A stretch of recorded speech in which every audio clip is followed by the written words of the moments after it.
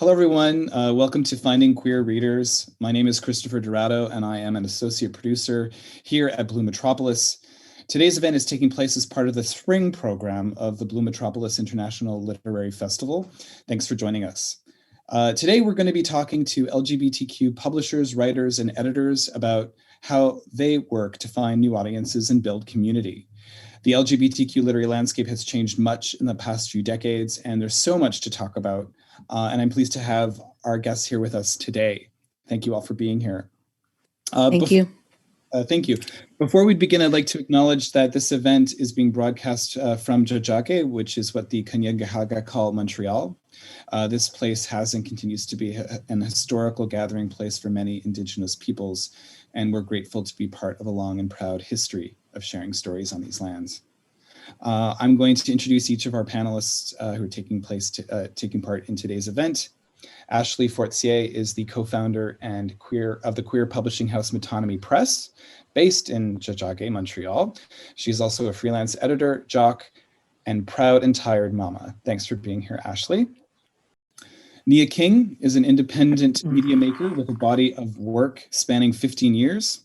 She has been hosting, editing, and producing We Want the Airwaves podcast, on which she interviews queer and trans artists of color about their lives and work since 2013. She has self-published 3 books of interviews from the podcast, Queer and Trans Artists of Color, Stories of Some of Our Lives, co-edited by Jessica Glennon Zukoff and Tara Michelson in 2014, Queer and Trans Artists of Color, Volume 2, co-edited by Elena Rose in 2016, and Queer and Trans Artists of Color, Volume 3, co-edited by Melilla Ahmed in 2019. Lawrence Schimel writes both in Spanish and English and has published over 120 books as an author and anthologist in many different genres, including fiction, poetry, nonfiction, and comics for both children and adults. His books include the anthologies First Person Queer, Second Person Queer, The Future is Queer, and I Like It Like That, all 4 co-edited with Richard Labonte. He's also published the picture book Let's Go See Papa and board books Bedtime Not Playtime and Early One Morning. Lawrence's writings have also been translated into over 40 languages, and he himself is also a prolific literary translator. Into Spanish, he has translated works such as the graphic novel They Called Us Enemy by George Takei, the poetry collection Collective Amnesia by Koleka Patuma, and the essays The Art of Cruelty and Bluet, both by Maggie Nelson. He's also the publisher of the independent poetry press, A Midsummer Night's Press, and lives in Madrid, Spain, where he's joining us. So welcome to the 3 of you. Thank you all for being here today. Like I said, there's a lot to talk about, but I thought I would start off with you, Lawrence. When we first started chatting, you jokingly referred to yourself as the grandfather of the group, because you saw your first publication in 1980. So, and you've been so prolific over the course of your career. And I'm curious, how have you seen the LGBTQ the market for LGBTQ books change over the decades? Definitely for me, the biggest change has been, and especially in terms of finding queer readers, or as a queer reader myself of finding books, is the loss of LGBTQ and feminist bookstores. When I first started publishing, there was a vibrant independent queer bookstore and feminist bookstore throughout North America and in many other countries. And that's something that doesn't exist now. When I first started publishing, my first books came out in the early 90s. And when you had 70 queer bookstores, if each store took 10 copies of a book right away, that's almost a print run by itself. And the best thing was that these stores would keep our books, they would reorder our books. So our books would continue to be on the shelves in a way that they're not in the sort of voracious, there's just such avalanches of new titles that, most mainstream bookstores, if they order our books at all, and if the books sell, they're there for a month on the new titles table, or 2 weeks on the new titles table, and then they're just pushed off by new titles. So to me, the biggest change has been that loss of those spaces that brought together readers from in a tremendous way. I definitely have felt the loss of the bookstore in my life. Ashley, I'm curious, we talk a lot about the loss of the bookstore and also the death of the novel. Like a lot of people have been talking about, that people don't read anymore.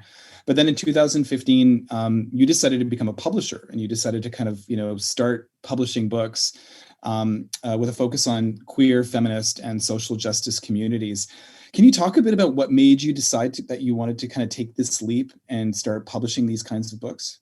Sure. I mean, it's interesting, like building off what Lauren said about the loss of bookstores, because for sure that's been like an ongoing and kind of devastating reality. My co-publisher and I, Oliver, and I had, prior to starting the press, been part of organizing a queer book fair here in Montreal called Queer Between the Covers, and that first was started by organizers in the city in part as a response to the closing of Anthologies, which was the queer bookstore in Montreal, and sort of a dearth of access to queer literature, in particular English language queer literature, but queer literature more broadly in the city, and so that was kind of like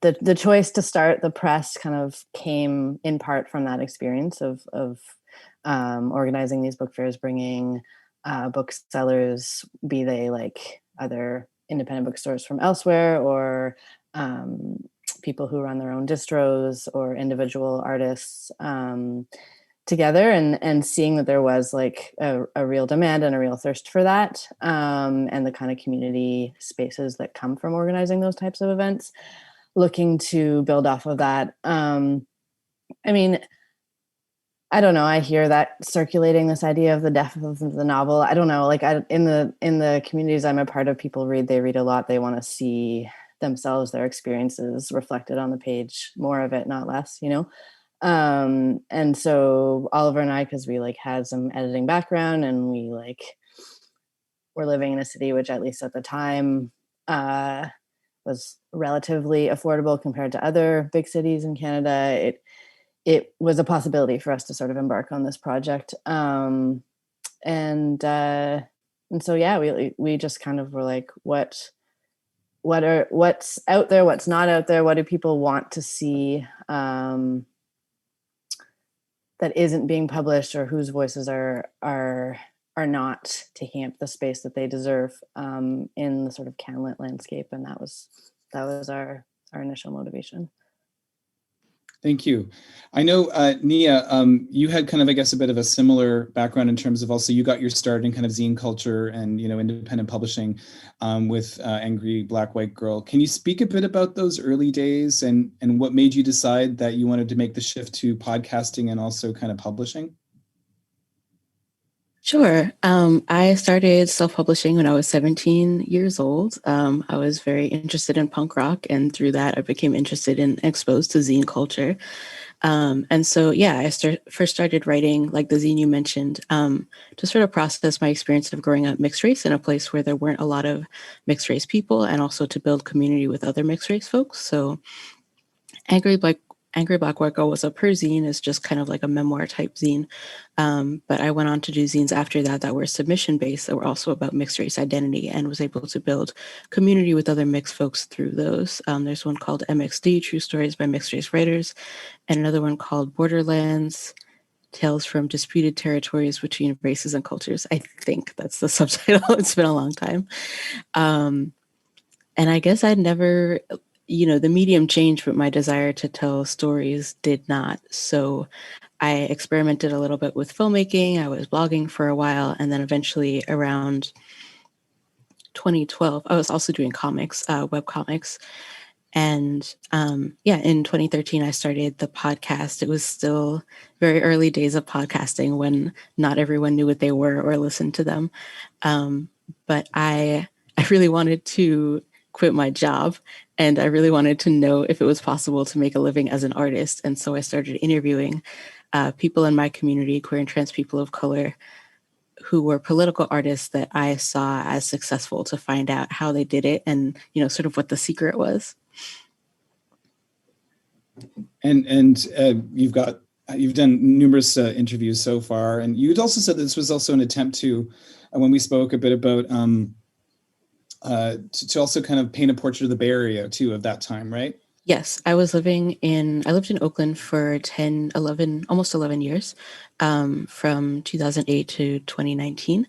And in that time, I mean, there was already a very vibrant and long-standing tradition of political art and activism from communities of color in the Bay Area long before I arrived. But I was living there during a time of rapid gentrification. And so it felt really important to me to document the queer and trans people of color political art and activism that was happening at that time in that area, because so many of us were getting displaced. And there was kind of this sense of like, have to document it now before it's gone, because we're not going to be able to afford to live here in another couple of years. So, I called this panel Finding Queer Readers, but, as I began to do more research, I wondered if I should have called it Finding Readers for Queer Books. And I wanted to take a moment just to talk about audiences. How often do you think about who will read your books when you're considering your projects? Maybe Lawrence, do you want to start us off?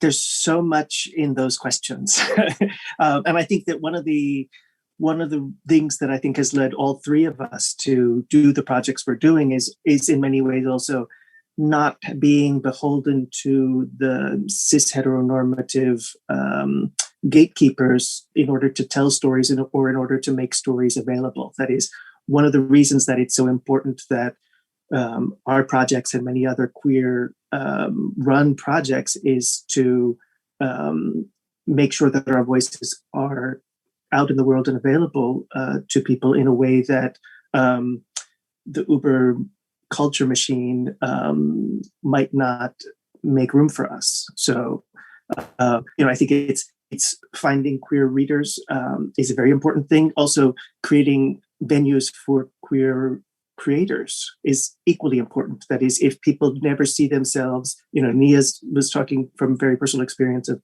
never finding certain mixed race material out there and beginning at 17, not waiting for anyone else to give her permission, not waiting for anyone else to just taking it upon herself to go out and put this out in the world and make community with other people. And I think that books definitely have been vital to my identity and to my queer identity from the beginning, from before I knew that I was queer. And so, being part of, I'm still a queer reader, and that's still something that's very important to me. And so I definitely am very aware of who my possible readers are when I'm writing. And this is something, my first collection, The Drag Queen of Elfland, are all LGBTQ fantasy stories. And there are 4 different ways to write that mix of genres. You can write for my parents, let's say, and you explain both the fantasy and the queer subculture. You can write for fantasy fans, where you would take for granted that they would understand how the magic or the science fiction works, but you would explain queer subculture. You can write for queer fans, queer readers, and you would explain the fantasy, but take for granted that they would know, butch femme or terms like that. Or you could write for queer fans. And so, there are 4 different ways. Even if we're not aware of it, we're always writing for a particular audience or not. And especially for many queer creators, there's so much self-censorship that happens in order to try and get published. And so I think that it's vitally necessary for us to have queer-run presses where that censorship doesn't have to happen. Either, we create spaces for queer creators to write their true selves and their true stories. So, thanks, Lawrence. Ashley, I guess you figured that there would be an audience for the types of books that you wanted to publish because of the fairs that you were being a part of. You already saw that people were coming out. Can you talk a bit about audiences and how they factor into what Metonymy puts out? Sure. Yeah, I was reflecting on that a little bit when I was preparing for this event, and it's interesting because when we work with our authors, like we always ask them, who are you trying to reach? Because that's sort of like the way we work is very much kind of driven by the priorities of the authors and who they want to reach, and sort of deferring to them in their creative process. And of course, most people are like, I'm happy, the more people who end up reading my book, the better. Great. Like you want a big audience, right? But when they kind of dial down to the sort of specific audiences that they're seeking to reach, you hear more of like people being like, well, I'm writing, for other trans women, or I'm specifically wanting to access QT BIPOC communities, or I'm writing for like a younger version of myself who couldn't find the books that I was looking for. I didn't see myself reflected, and so that to us is the priority, right? And those audiences exist. We know they exist because those folks are around us. We're part of these communities. But I think like we then, there's a bit of a disconnect between that and then when you're trying to like fit your sort of like pitch to our sales teams and our, the marketing and whatever. And I think, what we would say is like, if you give, if your books, if the books you're putting out have, are given the freedom to, write like nuanced sort of complex depictions of queer and trans life, for example, then like those experiences, those human experiences are going to resonate with broader audiences. There is a broader market, but it's not, those broader markets aren't the first and foremost priorities, because that's what everyone else is doing, right? That's what the big publishers are doing. And I would say too, it's like not absolutely like queer-led publishers or like queer self-published works really important, but like just the work of indie publishers in general to fight against the sort of market trends and that gatekeeping that happens at the sort of like constantly massively conglomerating big publishers. Like it's so vital in terms of giving the like kind of carving and demanding and like maintaining that space for authors who are writing on their own terms, for authors whose lives or whose stories have been told by other people forever, and by other people for other people. And like, obviously I would say, if you're talking about some of the shifts more recently is like, there is like way more of a trend towards like this notion of own voices or whatever. But I would argue that like it's more of a trend. It's more than a trend. It shouldn't be a trend. It should be like a baseline requirement that the people, be given, or like people take like to demand the agency or whatever to put their stories out there on their own terms. And that's sort of like the kind of mandates that we work from. Now, Nia, I know in your respect, like, your books are also transcriptions of the podcasts and of the interviews that you do. And you had spoken to me a little bit about also the book as being also a tool to reach other types of audiences of people who wouldn't necessarily have access to podcasts. Can you speak to a little bit about like how you see as the audience for maybe particularly your anthologies? Yeah. I mean, I write for queer and trans people of color, like first and foremost, but I also write for my mom, who is a straight white woman. When I started the podcast, I was unemployed and I was spending a lot of time working on it. And she was like, what is a podcast? What are you doing with your life? And so a book was something she could understand, Sorry, I feel like I lost my train of thought. Yes, part of the reason I feel like when I started publishing, there was a lot of talk about print being dead and digital being the future. And I think that's ridiculous. I mean, obviously I love print and I love books and I'm not against digital either. But books can go places that the internet can't always go. For example, like by publishing print books, I've been able to donate several copies to LGBT Books to Prisoners, which is an amazing organization in Madison, Wisconsin. And knowing that the books are circulating in prisons where internet access might not be very regular or stable, like that alone, I think, is enough to convince me that like putting the books on paper was a worthwhile endeavor. But I also, you know, coming from zines and just loving paper, like I worked in a print shop for 5 years too. I also just, there's something that I really value about being able to hold something written in your hand. Thank you. I want to circle back to a bit what Ashley was talking a bit about gatekeeping and, you know, the importance of independent publishing and independent publishers.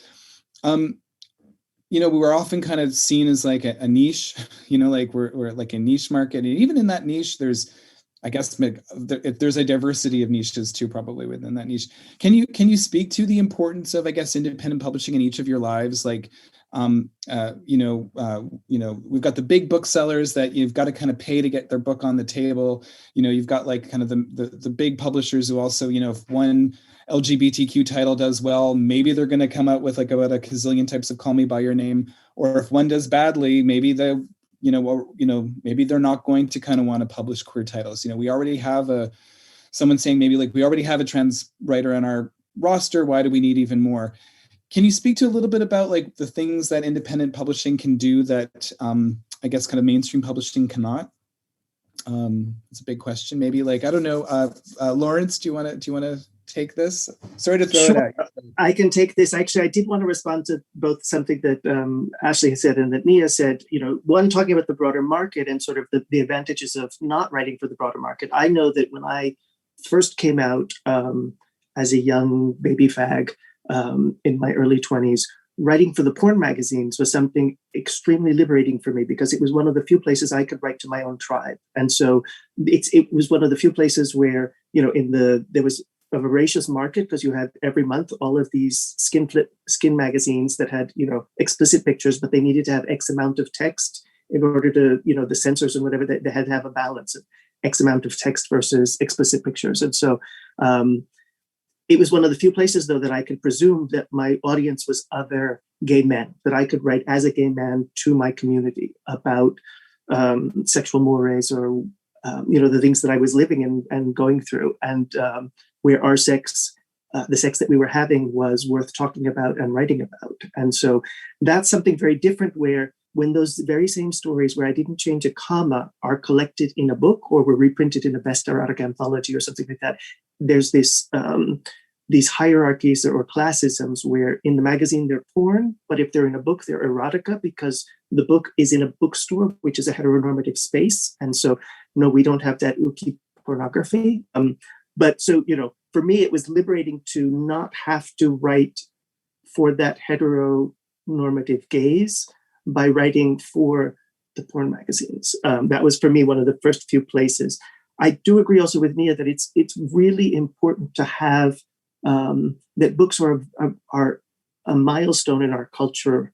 And so not appearing in books is something damaging to ourselves. You know, in children's books, we talk a lot about books being either mirrors or windows. That is, you need to be able to see yourself reflected in book culture, and also books offer us a window into other people's cultures. And so I've found, especially, you know, I've edited a number of anthologies over the years, and, you know, many of those anthologies, some have been better sellers than others, but very often they're really important of bringing together a snapshot of the community, and especially our communities, which very often hadn't been, other people hadn't been writing about us. So, you know, a book I had done many years ago called Found Tribe, Jewish Coming Out Stories, which talked, you know, it's an anthology of personal essays, and it talks about both being gay in the Jewish world, but also being Jewish in the gay world. So, I mean, you know, my anthologies never tried to say, this is the only way to do something. Rather, they created a space for many voices to say, these are lots of possibilities. And so, you know, as an anthologist, you know, which is a type of gatekeeping as well, I've always liked to mix things up as much as possible. So, I mean, especially I write in lots of different genres, and I like to pull people from all those genres. I mean, you know, in something like First Person Queer, aside from having a Christopher DiRaddo as one of the contributors. But I mean, I pulled in people from the science fiction community, from also, you know, comics, all sorts of other communities are all brought together. And this was something I remember early on. I mean, I had done a number of science fiction anthologies, and there's one anthology that has two self-identified queer writers and there are two self-identified queer stories, but they're not by those queer writers. That is, I knew that I had always been asked by fantasy or science fiction editors, please write the token gay story. Like there was an anthology of fantasy stories about prom. So they said, please, will you write as a gay prom story? Fine, I did that. And the same had happened for these other writers, and they were always asked to perform their identity. And so I didn't put that restriction on them. And they, wrote heterosexual fantasies, in this case, fantasies in the magical sense, not in the erotic sense. At the same time, two of the other writers who knew that as an openly gay man, I would be receptive to queer stories, they wrote queer stories because they said, normally their other editors, they would never have thought that they might be open to these. And so they had been not exploring some other stories because they didn't think that there would be editors receptive to that. It's interesting, Lawrence, that you said that because, I did participate in your anthology. And for someone who was a young writer at the time, like anthologies also promised a way to get published for the first time, right? Like it's a way, you have a story, maybe it's a bigger story, but no one really is going to pay any attention to you. But I can kind of submit a smaller story to an anthology and then kind of see it in print and it can kind of confirm that I actually did have something to say. So I think anthologies are also kind of important in that regard too, for young writers too, who are trying to kind of maybe test it out. Nia, what are your thoughts on anthologies? I mean, you've produced 3 of them so far. What has been the reaction to them? Like also the people seeing themselves also in a book. Some of them maybe was it the first time that they're seeing themselves also kind of in a book? Maybe. I mean, I don't have the data on that, but fine. I do want to say and I'm so glad you called on me because I really wanted to respond. Like, I love anthologies. I feel like they're like mixtapes. Like it gives you a chance to sample a lot of different things and get a snapshot in a way that like reading one book by one author does not. Like, I think it's so cool to be able to, I'm gonna show my book now. There's 16 interviews in this, 16 in this, and 15 in this. And so, diversity was obviously super important to me, making sure that there were Black, Latino, Asian, Indigenous, and Middle Eastern artists in I don't think I had that level of diversity in the first one, unfortunately, but definitely for the second and third, making sure that there's a good mix of cis writers and trans writers and male identified or women identified and non-binary. Like that's a level of diversity you can get from an anthology that I don't think is really possible with a single author text. I mean, you can include diverse characters in your world, but it's very different, as Ashley was saying, to have people speaking for themselves. And really important, I think. So Ashley, I don't know if you wanted to comment. I mean, Matami, I don't believe you. Have you published an anthology so far? We have not, though we have always wanted to, and continue to have it as a goal. It kind of was like one of our initial impetuses when we started out. We had imagined doing an anthology project. It didn't go in that direction, but both Oliver and I are very drawn to them for a lot of the same reasons that have been named by Lawrence and Nia. And so, yeah, I would like to, I'd love to see that happen in the future. I mean, the sort of goals around as broad a notion of diversity as possible are things we take into consideration when we're looking at our catalog as a whole. Mm-hmm. Both in terms of who we publish, but what's also, represented on the page. But yeah, I mean, maybe just to get back to your earlier question about the importance of independent publishers in the literary landscape. I think, it's about a willingness to take risks, right? Like risks on, well, for example, new authors, like people earlier in their career who don't have the same kind of name recognition, aren't likely to get picked up by bigger publishers. But guess what? A lot of them do eventually because those independent presses took risks on them, And I think it's also true that that a lot, I mean, every independent publisher has to consider the market to a certain extent if you want to continue to exist. But if I think at the same time, priorities are often, like authors are prioritized in a different way by independent publishers.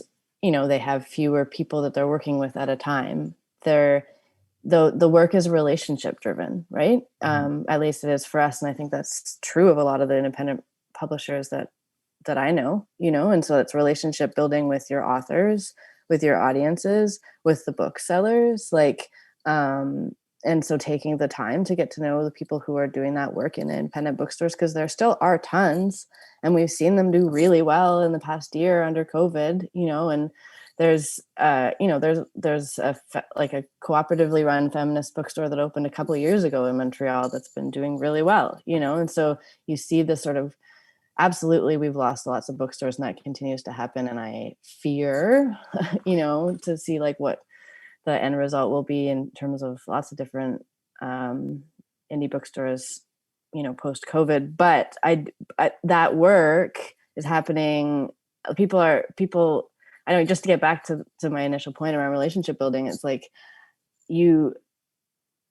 independent publishers put in that time, do that work, and like sustain the kind of diversity and richness and risk taking that leads to some of the like bigger successes of authors who then go on to get wider recognition by people who are are then ready to take them on because it's less of a risk, I guess, or because it's trendy or whatever, But I think also, if I can jump in, it's not only a question, I think, of that indie publishers aren't only trying, we're not only a starting ground, and one of the things I think that's so vitally important is that so many independent publishers, and especially the feminist and the queer publishers, have an identity. And so for me, the biggest loss of the LGBT bookstores is the curation. That is, when we're looking to find something that reflects our lives and our interests, that we don't have to sort of wade through all of the heterosexual noise to find our stories. And so that was sort of one of the best things of, very often people will go into a queer bookstore and be able to say, there's so much here that speaks to me so directly, and I can finally see myself, and we're so desperate for that, to be able to see ourselves and to see ourselves in all of the genres, to have lesbian westerns and to have gay cowboys in space or whatever it is. We want to see all of that, and some people are writing that now. It's finding it that's always the big problem. And I think that one of the biggest things that that independent publishers do, especially when they do things well, is create community around themselves very often. And so it's not just that they're publishing for the authors, but that there's a synergy that happens, that is, by curating certain types of voices, then people look to a publisher in order to find certain types of stories that they know are going to appeal to them. And so that means that that's serving in some way what we're missing by not having those physical spaces to go into of the LGBT bookstores to find, this is the kind of story that I'm desperate to be reading. And it's sort of, they can say, okay, I trust this editor's taste. I know that, for instance, lesbian romance readers, if they're looking for a certain type of happy ending, they will go to Naiad or a Bella Book sort of thing, and they know that there'll be a certain shape to the story. Bold Strokes is another new press that publishes that kind of material, written. And this is also with queer stuff, and especially for queer romance and erotica, there's a new development that happened, which is M/M. There's a lot of women who write, sexual content between men for other women, though. So, it's a very different thing and a very different audience, even though there's gay sex happening in it, than the material that gay men write and look for. That is, very often gay men don't respond to this M/M romance or romantica, because I think what we look for is often very different. I'm someone who, my first book under my own name was an anthology called Switch Hitters: Lesbians Write Gay Male Erotica and Gay Men Write Lesbian Erotica, trying to see if we feel desire more on a axis of the gendered body or on the homosocial relationship. Obviously, also, this was a book in the early 90s when the way that we framed discussions about gender was much more binary than it would be now. So it's a book that's dated and probably hasn't dated well. Lawrence, please. Sorry. No, that's please. actually kind of something I wanted to talk about a little bit. The sort of like, you asked about audience earlier and how much we think about our audience. And I feel like when I think about my audience, I try not to do it too much because it makes me anxious. And part of that is because I know that like even before my book is published, it's dated, right? And I've definitely read queer literature from the past with a very critical eye and been very judgmental towards it. And so when I'm writing, I definitely think about like, how are younger queers, like at some point I'm going to be grandma, right? Like I'm not yet, but at some point I will be like problematic movement auntie. and trying to and having to come to terms with that, being like, the books I read that inspired me, they weren't perfect, but they were building blocks that I built upon, and hopefully someone will build upon the blocks that I am publishing now, not because they are flawless or will stand the test of time, but because they're here and hopefully will remain here. So yeah, I really appreciate what you said, Lawrence, about history and wanting to be a part of it and also being afraid of how the future will judge you. But I think that rather than fear, I mean, the fear is healthy for us to try and do things well. I mean, this is sort of also what Ashley was talking about, the due diligence. And, it's important for us to also make space for people who haven't been able to tell their own stories, but that when we are telling stories, that we tell them as well as we can. And, to me also that, the anthologies is something that it's so important to have them, and I think that the queer publishing, we've lost anthologies over the last, this last decade, the naughties. I don't know how we call them, but, when there were certainly lots of anthologies that were sort of like moments that crystallized around an identity or around, a cross section of the community or things like that. And we haven't had that kind of a book in a long time. There was the queer Canadian, or I think it's only gay male Canadian poetry anthology, Seminole, but that was already a decade and a half ago. We haven't had we've had a few anthologies of trans poetics. Nightboat has done a few of those, and that's vitally important. But I feel that in some ways, the sort of older anti, there hasn't been a lesbian poetry anthology or a gay male poetry anthology in the same way. Even though the community's out there, people are writing, people are reading, but there hasn't been that coalescing on a publishing level in a long time, I feel. So.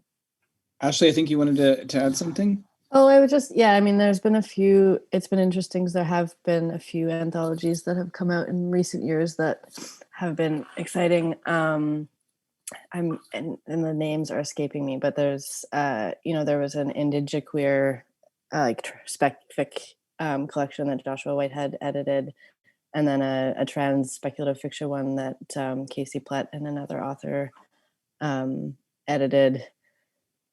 But yeah, the more the better, right? But there were a couple there that had come out more recently that were super exciting. And yeah, I think that this point around like history and honoring the history and the building blocks, I think is a really good one. I think that's part of the community building project of independent publishing and art at the margins or political art or whatever, right? Is like looking to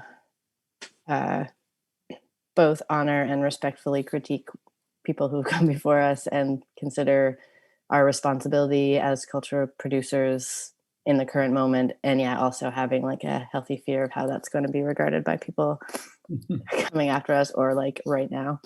But I really liked your point too, Lawrence, about the sort of role of independent publishers in curating in the way that a lot of those queer bookstores like have historically done.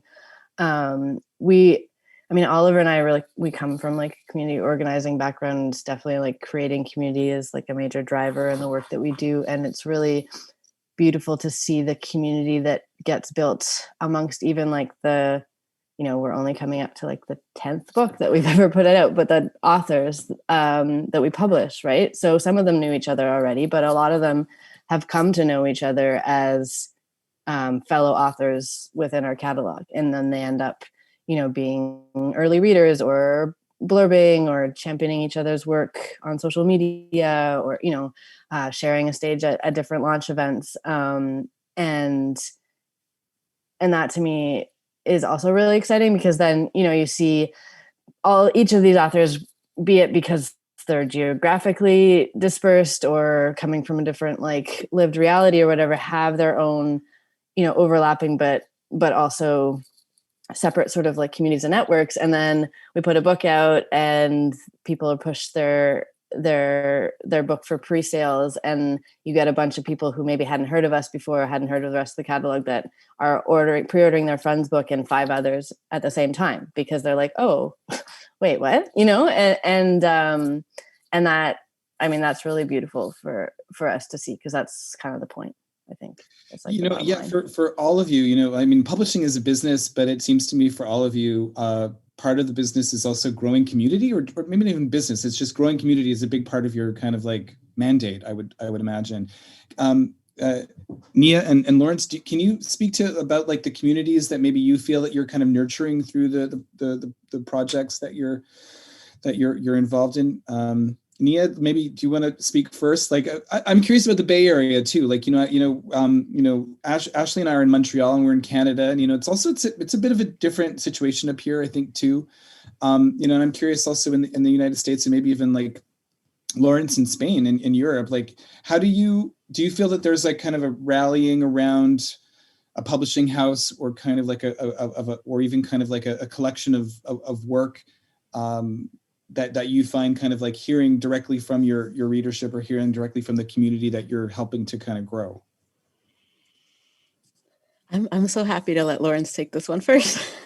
Lawrence, do you want to speak a bit about? Sure, I'm happy to jump in. And actually, as Ashley was talking, I was thinking so much. I mean, I haven't yet talked about Midsummer Night's Press, which is a poetry press that I run. We've been around since 2007, so I'm the grandfather. That I'm turning 50 this year, and also I have the longest running of the presses that we do.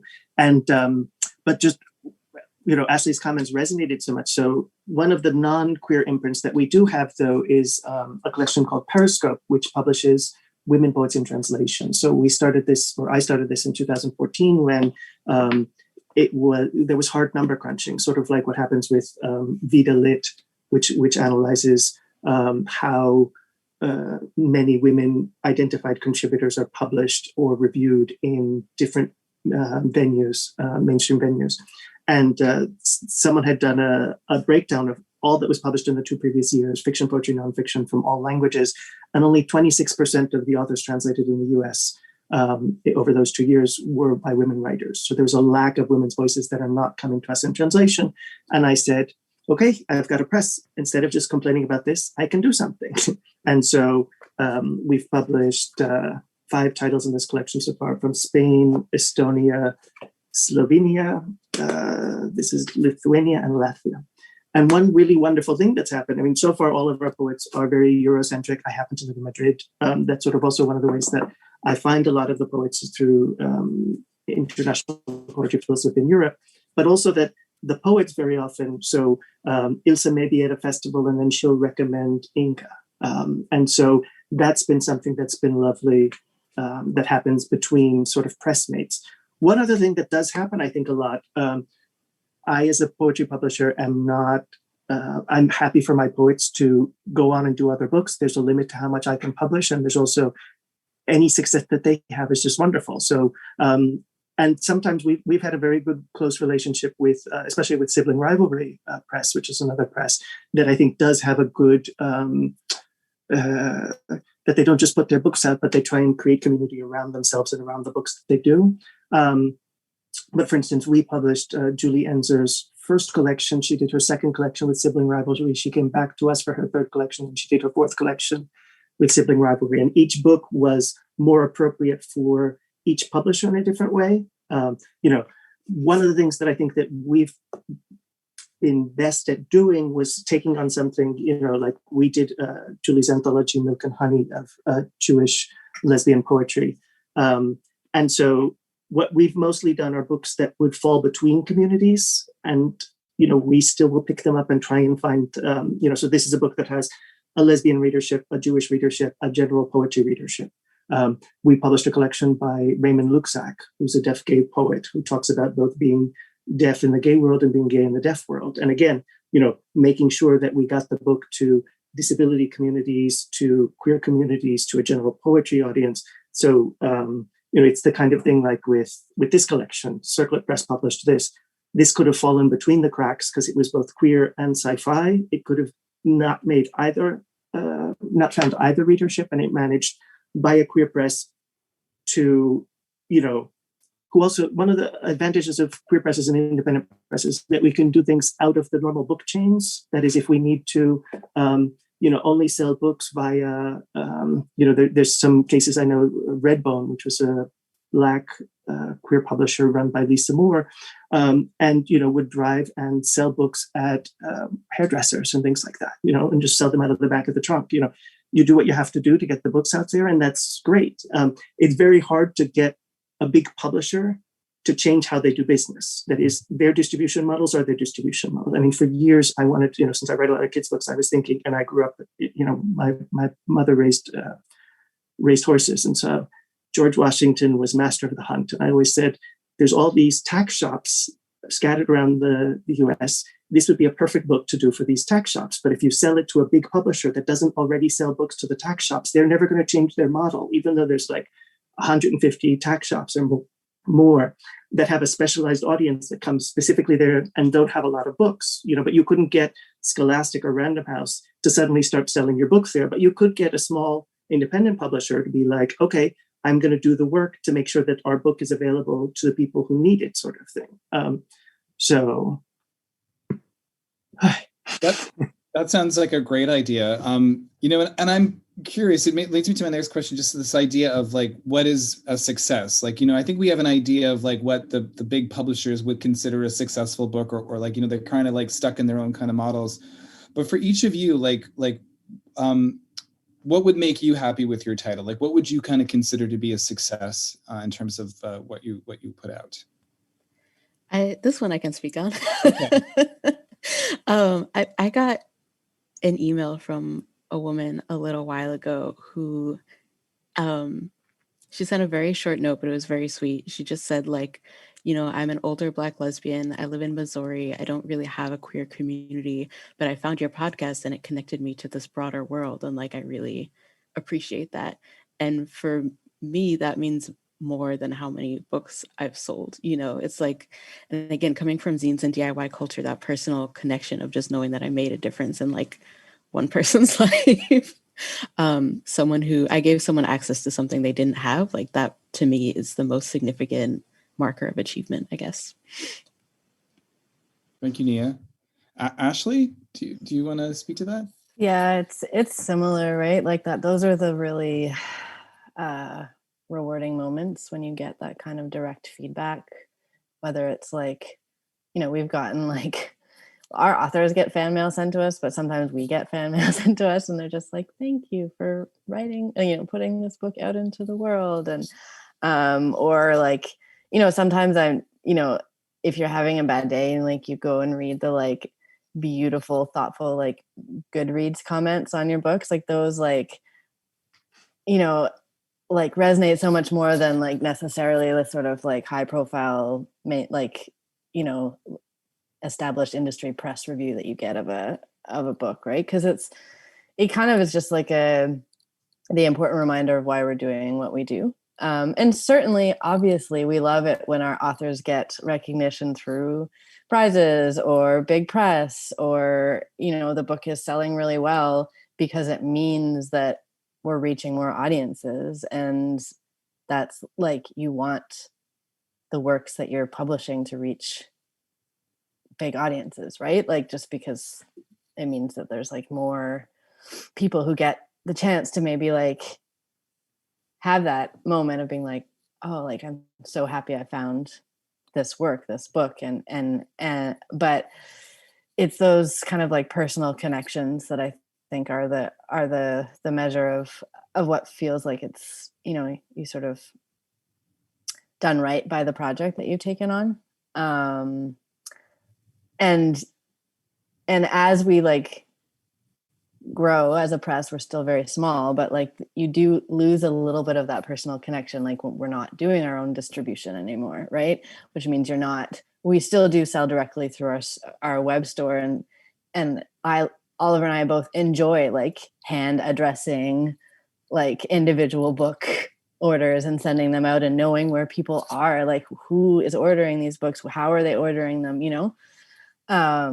because yeah, again, I guess that's just like the relationship piece and the community building piece. That's like, that to me is like, if our authors feel like they're getting the exposure and reaching their audiences, and that their stories are getting the platform that they deserve, that's the achievement for us, I guess. Very nice. Not to be cheesy, but I just add really quickly. I also got a negative review that meant a lot to me. There's a review, I think, on Amazon that's like, 1 star, I only bought this book because my teacher made me. And I was like, as a self-published author, knowing that my self-published book is being taught in colleges is like incredibly validating and satisfying, even if this one person did not care for it. I feel like that the fact that straight and white people are being made to read this means something to me as well. Thank you, Nia. There's so many different measurements for success. One of the things that's different for a lot of us as queer publishers is that we're not always based on the corporate model. That is, we believe in the books as stories and as stories that are valuable. And often either we can fundraise things if we have to. I haven't done that myself, but that's one way of making sure that, the community says, yes, we do need this and we want that to happen. My model is that I don't publish a book if I can't afford to print it, but I'm not on it, and I print what I can afford to print. So some years I'll do 7 books, and some years I'll do 1. But then though, I'm never in this cycle. The way that most corporate publishing works, and especially distribution is the biggest problem. So most of the better distributors insist that you have a certain periodicity, that you bring out new titles, because they then deduct returns against the sales of the new titles. And if you're not generating new titles all the time, they're afraid that then things will come back and that they'll be out of money. So this is actually something that happened. And it was something that, one thing that contributed to a lot of queer and independent stores being put out of business was the expansion of the Barnes & Nobles and Borders books at the time, especially in the US market. And this created a false demand. That is, they opened so many of these superstores and they made orders to a lot of presses for books, but it wasn't that they were readers for these books. They were basically wallpapering all of these new superstores that were being put up. And the thing about books is that bookstores can order books and then they can return them and not pay for them. But the problem is that a lot of smaller presses had overprinted material, and as a result, they got thousands of copies back in returns. At the same time, those bookstores, I was the co-chair of the Publishing Triangle, which is an organization based out of New York of LGBTQ people in publishing. And one of the things that we did was to create LGBT Book Month in June, and we were very instrumental in getting Barnes & Noble to open a queer section in the bookshop, which had both good and bad things. In the 90s, there weren't always, if you were in Topeka, Kansas, you might have a Barnes & Noble, but not a local queer bookshop. So suddenly having queer titles, back when we didn't have things like podcasts, like Nia's podcast, that can transcend all of these physical barriers of shipping books. So it was very important to have these sections in Barnes & Noble. But at the same time, a casual heterosexual reader won't accidentally go to the queer section to find something to read. So if a novel is shelved in the fiction section, they may stumble across it and decide to read it. So, there's both good and bad to the model. So in terms of successes, as a writer, as opposed to as a publisher, perhaps for me, the biggest success lately are these 2 little board books that I did, featuring same-sex families. They're just fun stories. So there's no homophobia. There's no conflict about them being gay or lesbian. Girl trying to go to sleep and the dog wants to play. She just happens to have 2 daddies and hijinks ensue. The success for me is that there are now going to be 23 editions around the world of these 2 little rainbow family books that are happening, including 2 different editions in Russian, which the artist and I have donated to NGOs, one in St. Petersburg, and they have to put 18 plus on it, and they have lawyers ready to defend both the NGO and the printer that's actually going to print the books because of the draconian homophobic laws there. But we're just so proud. Is this the book that was also banned in Slovenia? This was also the book that's banned in Slovenia. That's forthcoming in Canada by Orca Book Publishers in both an English self-translation and a Quebecois translation. Although it's interesting because there's 3 different English editions, one in New Zealand, one in the UK, and the Canadian edition, and they all change different things. So like one says stuffy, one says teddy bear, one says, there's my two moms, mum and ma'am, each one made a little variations to localize them. So that'll be a great collection for you to have one day, all the different translations on a shelf. All the different translations and the variations. And so to me, that's a success. And it's a success that that people, to me, I think that the Russian team that's willing to put their lives at risk to publish these stories. And I'm, grateful to be able to be putting things like that out into the world. So, and to put just, the fact that these role models are now represented and available to kids, to queer families and also to non-queer families, that they can see that these are fun stories set in loving same-sex families. And so, that's vitally important, I think.